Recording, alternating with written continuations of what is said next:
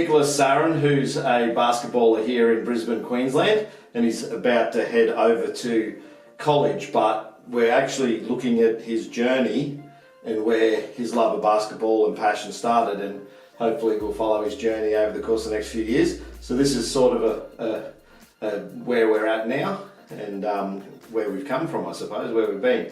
So Nick, just give us a bit of feedback. You love basketball. Yeah. I speak to a lot of people who are in that category. Mm-hmm. I wouldn't speak to them otherwise, to be quite honest. So you meet that criteria, but tell us where it all started for you. Well, thanks for having me on the show today, Coach. It all started for me, I'd say, in Sydney. My father, he was playing a game of pickup basketball, and I was just sitting on the swing and I was just watching. I had no interest at first, and then he put it through a guy's legs and laid it up, and from that moment on I kind of knew that's what I wanted to do. Yeah, and how old were you when you saw that? How old were you? I'd say about 5, very young. You saw him do that, and you decided that's what you wanted to do. Yeah, I thought it just looked cool. It just looked like fun. It just looked really good. Yeah. So when did you first actually pick up a basketball then, like and bounce one? I'd say that day, right after that game finished that they were playing. Went over to my dad, said it was really cool, you know.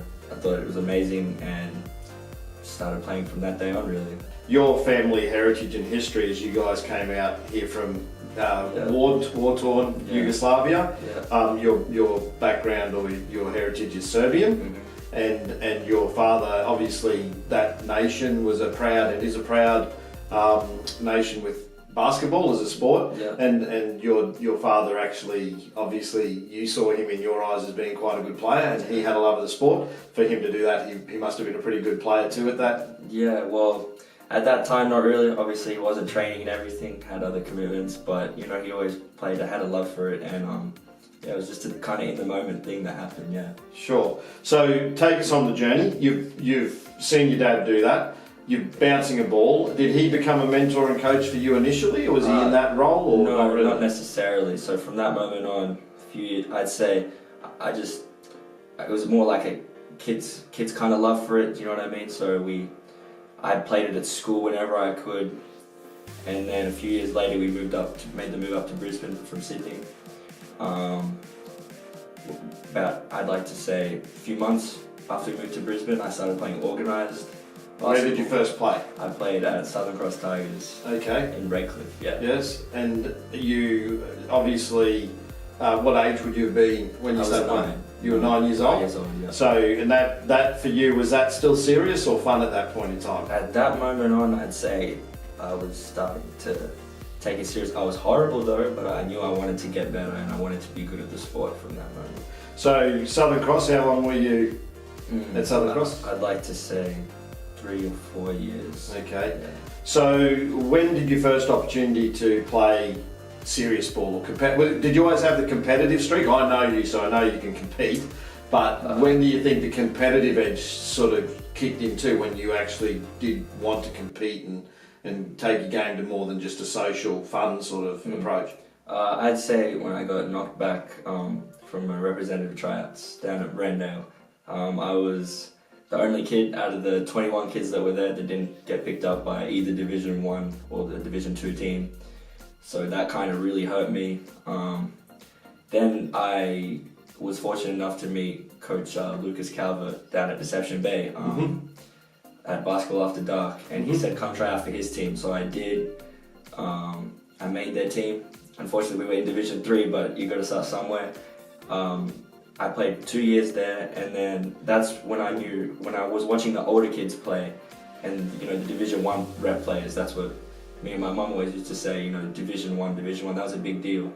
2 years spent at that club, then What club was that club? Caboolture Suns. That was Caboolture Suns? Caboolture Suns, yeah. So I knew I needed to get out of there because we weren't good enough for Division 1, and that off-season, between bottom age 16s and top age 16s, I worked my tail off and was fortunate enough to make the first Brisbane team in under 16s. So when you say you worked your tail off, what did that entail? Like, what does work your tail off for you mean? To go from a Div 3 side, to go from a player who wasn't even selected in a rep team out of 20 kids, to go to a 3rd division rep team, to then say, no, I want better for myself. What does that actually involved for you? What did you do to turn that around? Goal setting, honestly. I had a goal. I wanted to make the first team. That was a short-term goal for me at the time. So that involved, every day after school, I was fortunate enough to have a basket in my backyard, shooting every day on that, actually working out on there, learning how to catch 1-2 and shoot, whatnot, running around the house, getting fit, ball handling, everything. Just every opportunity I got, I tried to play basketball and try to get better. There is a saying that I speak to players, it's not mine, it's actually, I think it's off a DVD that was sold in the States, that says, good players are made in the gym, great players are made in the driveway. So you're a testament on your journey as you go moving forward. You're a testament to the importance of training outside the gym and not, like I also say to athletes that coaches can guide you, but at the end of the day, it's the player who makes themselves great. Exactly. They determine their destiny. They determine whether or not they want to do it and whether they want to be better. No coach is going to do that for you as an athlete. So you're probably a testament early to that. You see that hard work reaps the rewards. So let's look at that journey. So at some point, you've gone from Suns, you've gone to Brisbane. You're now Division 1 under-16s player. Was that a bottom age or top age? That was top age. Yeah. So at some point, I know in that part of your life, your mum and you made a move to Brisbane. Yeah. At what age did you decide to move and uproot literally your life and your school to pursue basketball and move and not only move, your mum spent a good amount of money to buy a unit in South Brisbane. Yeah. So was it South Brisbane? Yeah. South Brisbane. And you looked to attend Brisbane State High School, where you attended all your secondary and senior year there. So talk to us a little bit about that decision and your mum's decision to help you pursue what you wanted to do. Well, I don't think it was a hard move for me, honestly, because moving from Sydney was tough enough. I didn't think moving to the city would be much harder. That decision was made really, I'd say, at the end of grade 6, start of grade 7. This still being in the primary school years, grade 7. So I thought moving to the city and going to a large school such as Brisbane State High, that was the best opportunity for me to get better and, expand my game really. Yeah. So you decide to attend Brisbane State High, and your mum says, "Well, can't commute in there from out of reaches of Brisbane, so we're going to move." Yeah. So large financial decision on her part to do that for you, her son, and something that obviously together. I know a lot of parents are seen to live through their kids, and I don't see. I know you and your mum for a good period of time. I wouldn't say she's one of those types of parents, but what I would say is that she really believes that she knows your love of the game is that strong, but she doesn't want to stand in the way of what she thinks is possible for you. Yeah. But on the flip side of that, she's also said to me, regardless of where you go or what level you do, she believes that your journey with the sport has made you a better man. And her goal is that regardless of what level you play, that your experience along the way with the coaches you've had and the people that have been in your life, which we'll also come to, that those people have provided you with guidance and leadership to help her raise a son. So she's actually seen it as a community's responsibility to raise her son. So she wanted the best community, and she felt like Brisbane State High provided that. So you had a couple of coaches at Brisbane State High, very reputable and respected coaches here in Queensland, who obviously would help you develop your game. So talk us in the early first couple of years of Brisbane State High about who your coach was and how he helped your game. My coach over there was Coach Stephen Edwards. At the time he was at Brisbane Spartans, coaching over there. It was tough for me because it was again kind of going from the bottom at State High. I wasn't on scholarship like 7 of the other boys at the time. I was just a catchment kid, coming from Division 3, in rep. Never made a state team, none of that. So however, he did believe in me though. He saw something in me. He saw obviously a drive and kid that loved the game, and I've been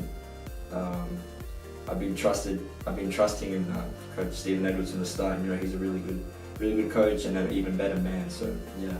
And he had you in the early years there at Yes. Brisbane State High School, and then there's Coach Susi, Yeah, Mr. Brett Susi. Mr. Brett Susi. So he's also been part of your journey. He's the head of the basketball program there. Just talk a little bit about him and his involvement in your development and how he's helped you. Well, Mr. Susi, he's been a big part actually. You know, me and my mother met Susi at the orientation day really. You know, at the time it was brutal honesty. He told me I probably wasn't going to make the 7 scholarships due to my, you know, low, I guess, achievements at the time in basketball. However, you know, Susi's put in a lot of work with me. Numerous times after school, I've, you know, been bothering him to get in the gym, and, you know, he's worked me out all through grade 12, whenever he can really. You know, he's a busy man, but, you know, he did what he could, and I greatly appreciate it. They're both respected coaches, Steve and Brett, and I know that in your senior year, actually, not just your senior year, you had a good degree of success over the course of the 5 years you were at Brisbane State High School. Do you want to talk about that? Like what basically transpired with your teams over the course of that year? Yeah, so we I guess you could say kind of went undefeated as a grade level all through high school. Blowouts in grade 8, 9, just we dominated, we won our age or grade level. Grade 10 was a bit of a different story due to, you know, some of the guys being overseas, injuries. I myself was injured. However, we still managed to win that year, but we did take 1 loss. Grade 11 was a different story because the main core of guys in our grade level were in the first, so we couldn't really play both games. So that was a different story. However, we did finish 3rd that year, tied for 3rd. And then, you know, obviously, ever since grade 8, it was kind of like a thing, like we were gonna win the premiership in our final year, and we were fortunate enough to do that in the dying seconds of the game. In some controversy. Yeah, in some controversy. It wasn't officially determined who won that game No, not on for the a game. couple of weeks after the game because there was questions over whether the shot went in after the clock or not. Yeah. But it was deemed that you had won that game. You go basically from an athlete that wasn't making any sides or teams at a young age to vice captain of a team that actually makes and wins the greater public schools grand final. So how's that feel to know where your journey started to where it finished as a senior, as a senior? You know, it feels good. It's just a testament to, I guess, my hard work and obsession really for the game. That's what I'd like to say. You know, I felt ever since I'd say probably maybe the 3rd grade when I started playing, I really started studying and being obsessed with it. So, you know, I wouldn't say it was like a surprise, but you know, I think I earned it with a lot of hard work and hours that I put in, not just on the court, but also studying off the court and some of the other things that the basketball has taught me. I know that experience because I used to take you to QBL games. Yeah. And you wouldn't stop asking questions. No. And I know that you're probably doing that of every coach and every player and everyone you had the opportunity to rack their brains. That for you, knowledge, I guess, is power. Yeah. And in this sport, basketball IQ is something that's highly regarded and highly respected. And I think that's been demonstrated. So that's more or less some of your rep and your school career, but parallel to your rep and school career, you make rep sides. You go from Division 3 to Division 1 teams. Under 18s, I think you played Division 2 and then some Division 1. Yeah. But parallel to that, you actually, one of your goals was to make state and play for Queensland. Yeah. And under 18s, you got the opportunity to do that. Yeah.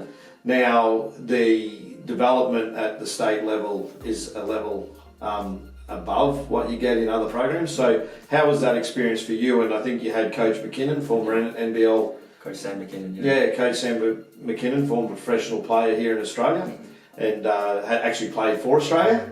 So how was that experience for you to, again, take that level and get the knowledge from someone of his experience?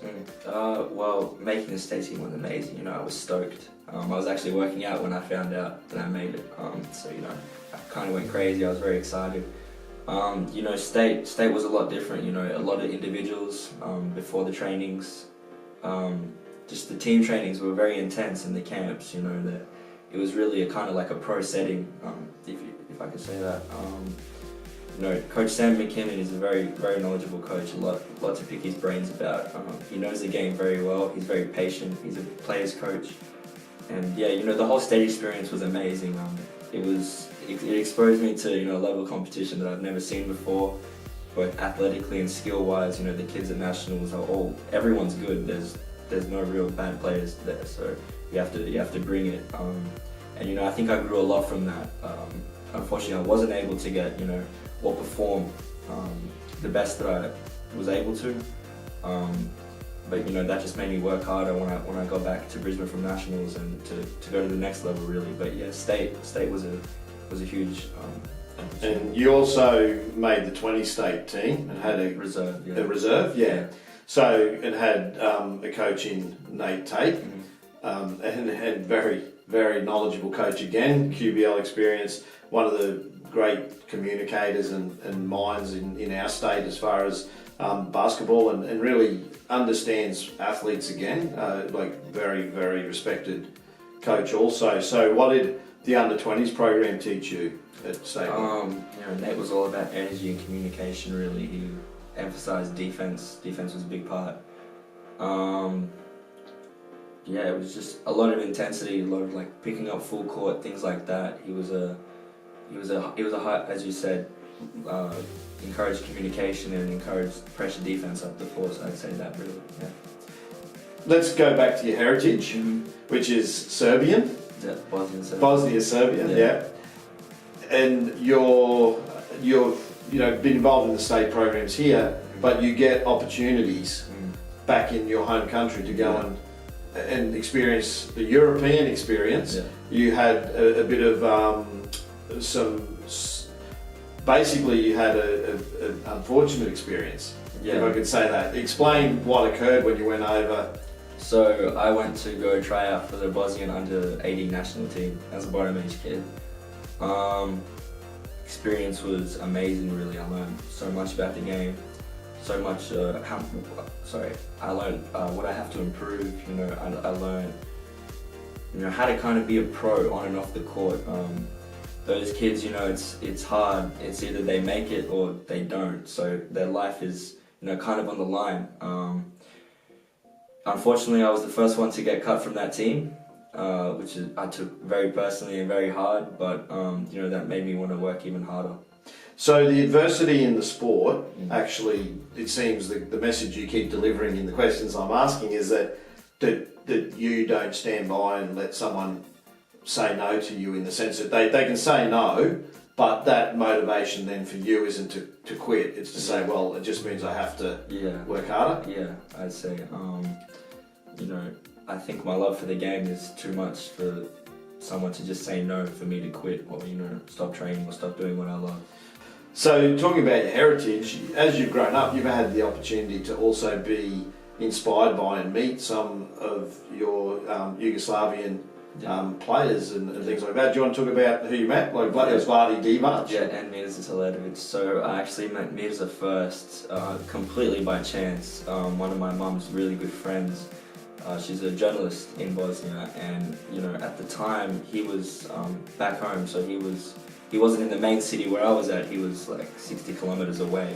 So, you know, my mum's friend kind of just rang us up and was like, "Do you want to go meet him?"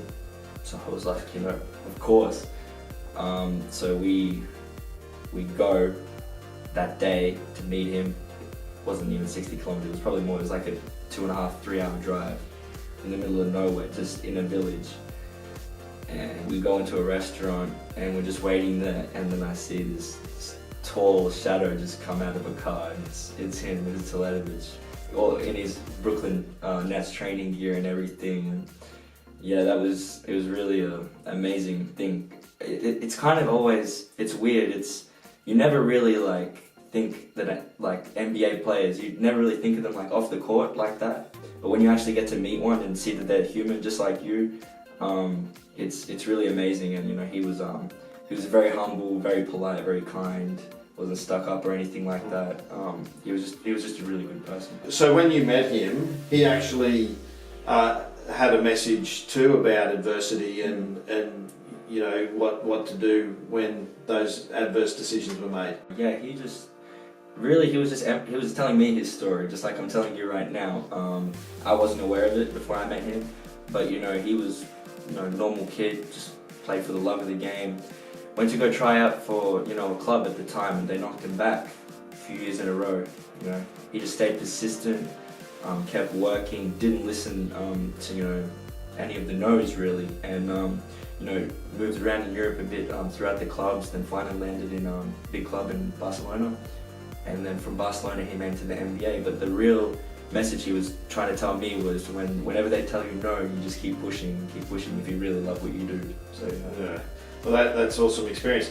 So Vlade Divac, what's the situation with him? Yeah, so he was here for a charity work in Brisbane. Kind of the same thing. I pulled up to the event, and he's 7'2", so you know, I pulled up and I just said, you don't really know what 7'2" looks like till you see it for the first time. So we pulled up and just Vlade Divac there.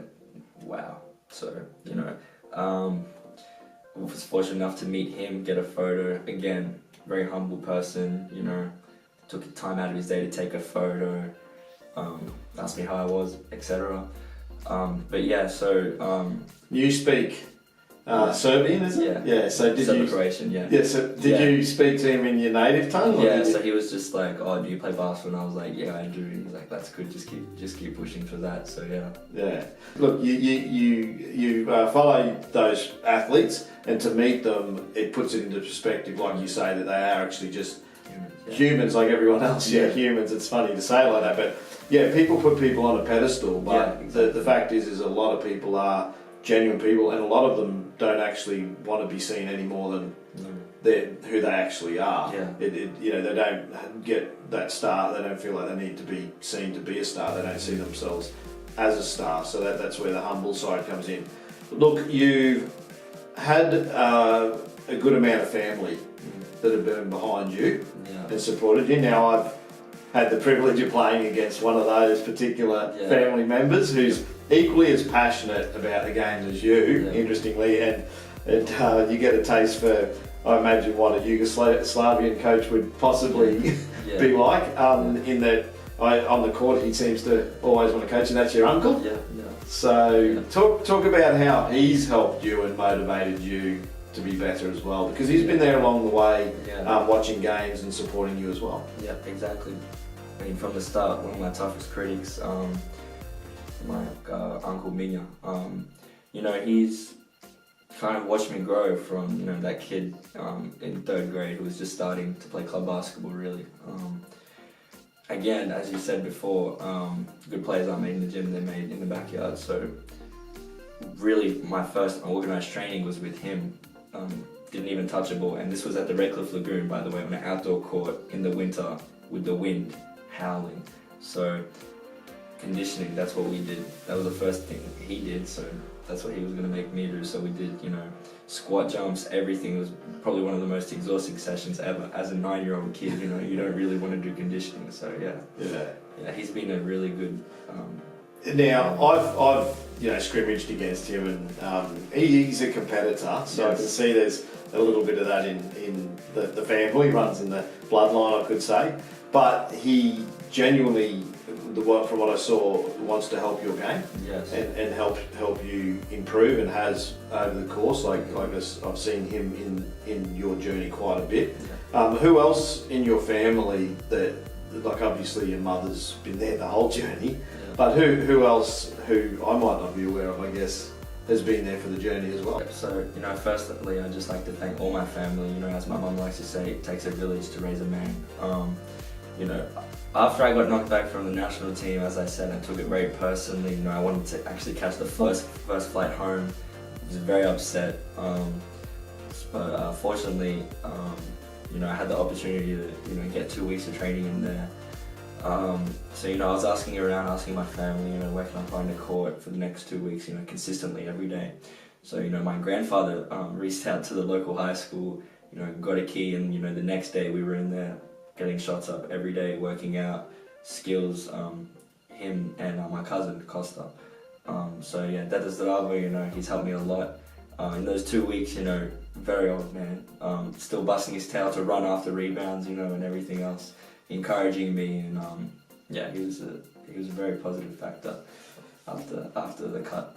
Now, no journey's done on your own, Yeah. and there are teammates and players Yeah. around you that help influence your development.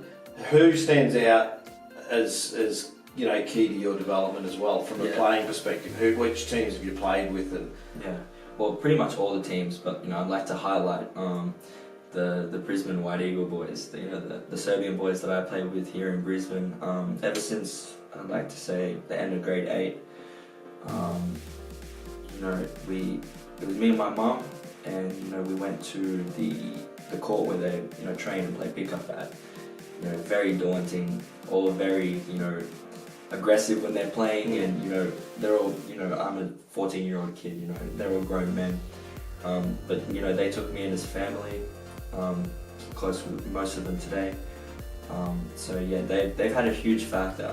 Some key people that I like to point out from there, Miloš Popović, Vladimir Opajić, Milan Ninković, Pajo Krkesh, and Ivan Ninković, Javor Hristov, just a lot of guys that have been with me and seen me grow throughout high school, really, into a man, and still to this day they're still helping me develop.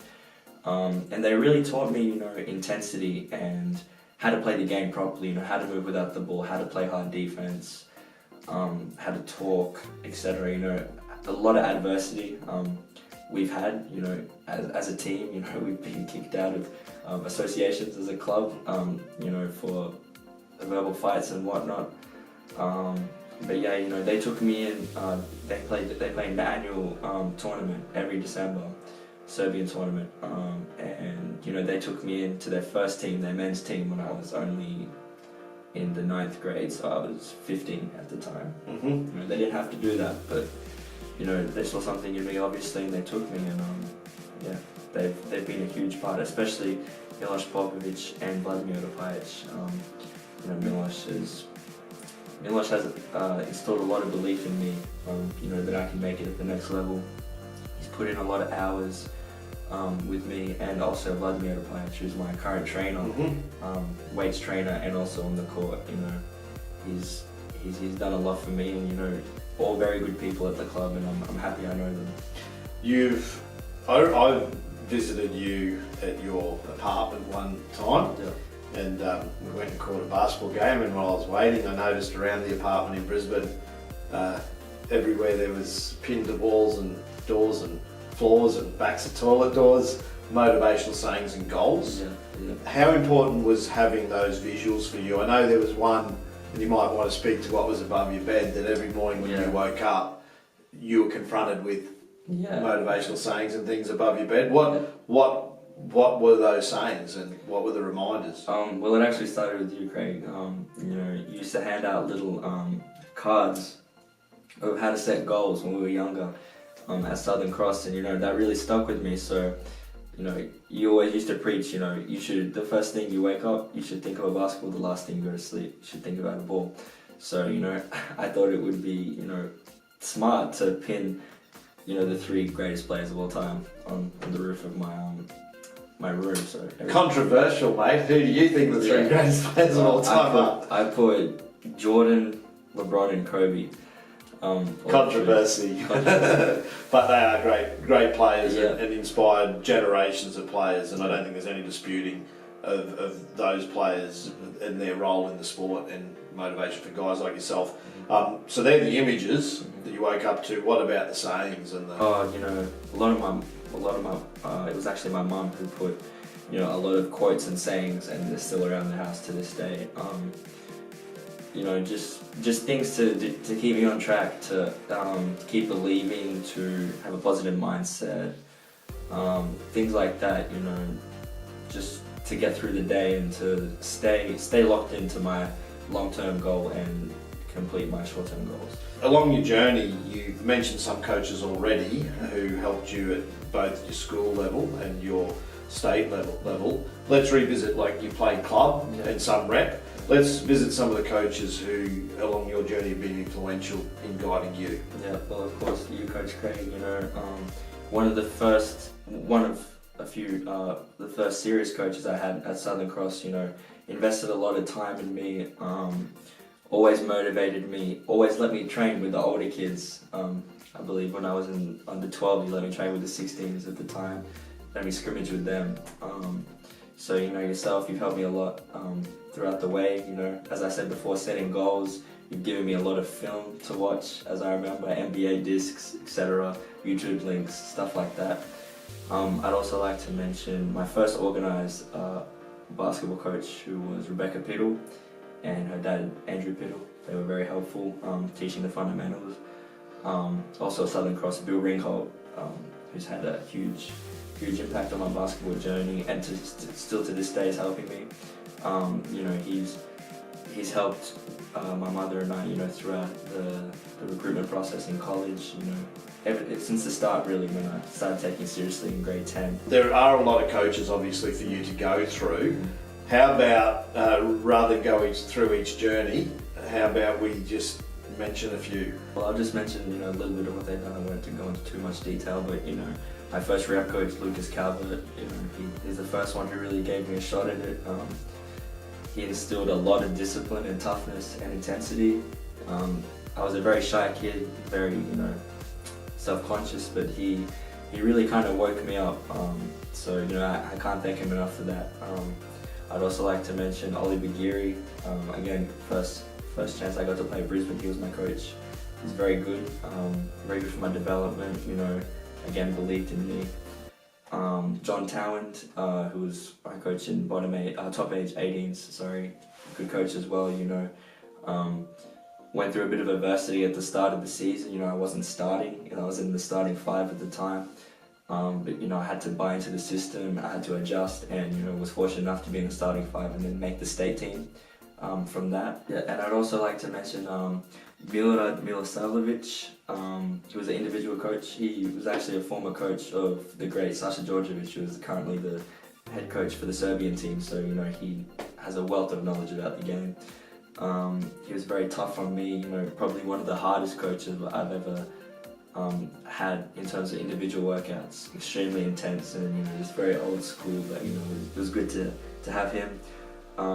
Mike Ian Badajo, head coach at BBC, another school in the GPS. Mike is an amazing coach. He's very very believing in all of his kids that he trains. He's very positive. Again, he played pro as well, so he has a wealth of knowledge about the game. And overall, more importantly, he's just a great person to be around and uplifts everyone. I'd also like to mention Janet Shep. My days when I used to play club at Brindle, she was a very very good lady, and I like to say she taught me a lot about the game at the time that I didn't know, and she was just good to talk to, and I thank her and her family a lot. Teammates at the White Eagles Basketball Club. Jordan Mullins at Brisbane, he's taken me through a few individual workouts, and he's been helpful throughout the recruitment process. Sam McKinnon, my state coach. Coach Stephen Edwards and Mr. Brett Susi, of course, at State High.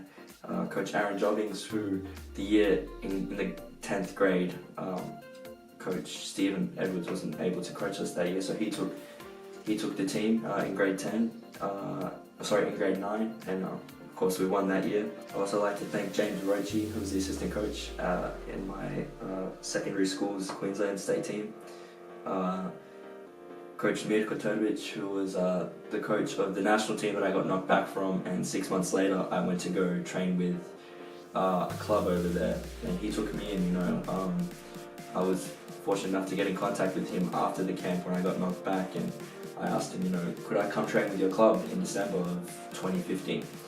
And of course he said you can come, train with him, and he he's another very tough coach, very old school, from Bosnia. So yeah, I'd like to thank coaches Dave and Jesse Hillary, who have been training me since the start of this year, to go on the tour in March. They were very helpful, you know, kind of re-emphasizing the fundamentals and really teaching me how to play properly. They were very good, and even better people again. You know, of course, I'd like to thank them. I'd like to thank Coach Graham McFall. You know, throughout this whole recruitment process, it's been very difficult. You know, but you know, he's been able to give me some good pointers. Coach Brian Curl, yeah, Coach Sid Mines. Oh yes. Of the White Eagles Club, you know, he took us these past. Oh, 2 was years. he? Yeah, he was. He was a teammate of mine. He's got Yeah, like Sid Mines. yeah, yes, yes, Sid, yeah. Very, very good coach. Yeah, you know, he's got his own institute now. Yeah. But we banter back and forth. He's a good guy. Yeah. Played with him, did some stuff for him in the late 90s. There's a lot of people that have been influential along the way, Of course. but there's one person Yep. that has been there all the way, Mm-hmm. and this particular individual is your mum. Yep. And I, from an observer, have seen that your passion for the game, that she loves seeing you happy, Mm-hmm. but one thing that you never were prepared to do was go on a holiday with her. Yeah. So she did all that for you, but you guys found some common ground. Yeah, we did. Every holiday we went to was either a European Championships or World Cup. So, yeah. So she found that the way to get you on a holiday Yeah. was to get you to go and watch basketball Or tournaments. play or train. Or play or train. So that was her way of spending time with the son. Yeah. And it, you know, it goes, and it's a testament of what she's been prepared to do for you. And I think that, you know, for you the journey's just beginning, and she's going to be your biggest fan till the day you make it and then beyond. And hopefully you will make it to whatever level you aspire to go to. You know that the hard work's just beginning, but you also know that it takes hard work to get where you've got to go, because each time you get that knockback, you know that you just have to work harder. So moving forward, looking at the journey moving forward, what are your goals now? Like, have you set goals or what's your I have. goals? At the moment, I'd say my long-term goal is, you know, to be a professional basketball player on the highest level that I can achieve. Some short-term goals that I've set myself to get to that point was, first of all, you know, get in the US basketball system, get placed in the school. Fortunately, you know, by learning college, be attending from August, JUCO Division I school in California. Now, a coach with Australian heritage is an import over here, Scott Fisher, NBL player, and also former NBL coach with Perth Wildcats. He's actually the coach at that school. How much in your conversation do you feel when he and you decided that you will attend that college, how much do you feel having him on board in your development now will help you achieve the possibility of playing professionally, given he's done it and he knows, particularly in our league, what's expected here? Yeah, well, I like to say that, you know, ever since I saw Scott walk through the door, he was just, you know, just had something about him that was just very warm. And, you know, the main thing for me and my mother was that my mum actually needs the coach, because that was very important to me. You know, she's sending her kid away in a foreign country. She's got to see who's going to be the head coach. So, you know, mum thought it was a good fit. I thought it was a good fit. You know, the things that he was telling us, you know, sounded along the ways that I wanted to go. Of course, it's going to be tough. You know, you've got to earn your minutes and everything else. But, you know, just the way I was able to kind of connect with Coach Fisher on a personal level was very, very intriguing to me. What's around the decision actually to attend a JUCO under his tutelage? Yeah, so another one of my short-term goals is to play NCAA Division I basketball. You know, currently I wasn't able to pick up any offers. I have to mature physically, and, you know, skill-wise I have to be a lot a lot better. So figured out that that was the best route for me to go to right now to achieve my dream of playing Division 1. So one of my other short-term goals is to go to this JUCO for 2 years, develop, grow physically in the weight room and whatnot, and I have to put up numbers, I have to put up stats in that league in order to be seen, because you're being seen by Division 1 coaches frequently throughout the season. So you have to be able to perform. And so, should you make this Division 1, Yeah. and obviously you attend a school, I guess it's 4 years. Mm-hmm. What then for you? If you can achieve that goal, what then for you? I have to excel, really at the Division 1 level. I have to be putting up numbers as well. But that's the best route I see myself going for currently, due to my, lack of, I guess you could say, physical traits right now. It's a pretty skinny kid, 18, still developing, still maturing, still going through puberty and whatnot. So I figured out that was the best way for me, 4 years in the US college system. So yeah, in Division 1, so I saw that as the best route to get to the pros. So obviously you need to be putting up numbers there. So I just think, going through that whole system will, prepare me for the professional level. So it sounds like not only do you have goals, but you sort of are realistic about where you're at. Mm-hmm. Yeah. And it sounds along your journey, you've always been realistic about where you're at, but it's knowing where you're at that drives you forward to know what work you then have to do to achieve what you need to do. Yeah. So you're basically saying these are all stepping stones along the way, and each time each hurdle comes up, you're preparing yourself to jump it to get over that hurdle into the next leg of the race. Yeah, exactly. I'd say I wasn't realistic coming out of high school where I'm at the point.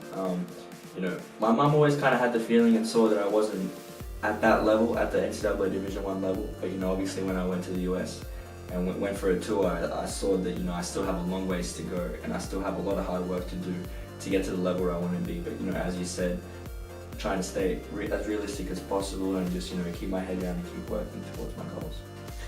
Nick Sarin, thanks for your time. We wish you all the best in your pursuit of your goals and dreams.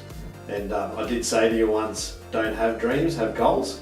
And I think that that's probably one of the things that is how you've come to be successful, is that you realise that there is a difference, and that having goals and having small successes along the way or make you arrive at an ultimate success. So well done on your journey so far. We look forward to following the rest of your journey. Appreciate it. Thank you for having me. So I'd just like to thank all the people that have been a part of my journey. I'd like to first of all thank my parents, both my mother and my father. Of course my father for everything that he's given me with my genes, and mum for pretty much everything else. I'd like to thank my close family, Minja, who was my first basketball coach, my uncle, Baba Nevenka, Auntie Lana, Deda Zdravo, Kum Oliver Čosić, Oleg and Stojan Kokotovic, Vanya Velša and Auntie Zora Petezic, Coach Craig Rowe, Richard Balafi, Coach Milorad Milosavljevic, Coach Bill Ringholt and James Ringholt, Coach Mike Ian Badijo, Craig Leaney, Rebecca Piddle and Coach Andrew Piddle, Coach Janet Shep, Coach Lucas Calver, Coach Lucian, Sana Lagaja, Dragan Bombek, Harun Makhmutovic, the whole White Eagles Basketball Club, Miloš Popovic, Vladimir Rapajic, Pajo Kukleš, Ivan Ninkovic, Milan Ninkovic, Javor Hrstov, Ogi, Đura Jovotic, Perica, Miljan, Carlos Von, Coach Sasha Bošković, Davor Bošković and Nemanja Bošković, and of course Coach Sidney Mines, Coach Oliver Bageri, Coach Jordan Mullins, Coach John Towind, Coach Sam McKinnon, long-term coaches from high school, Coach Stephen Edwards and Mr. Brett Susi, Coach Aaron Jobbings, Coach James Roche, Coaches Dave and Jesse Hillary, Coach Graham McFall, Coach Brian Curl, and all the people at Custom College Recruiting. None of this would have been possible without some of my close teammates and friends.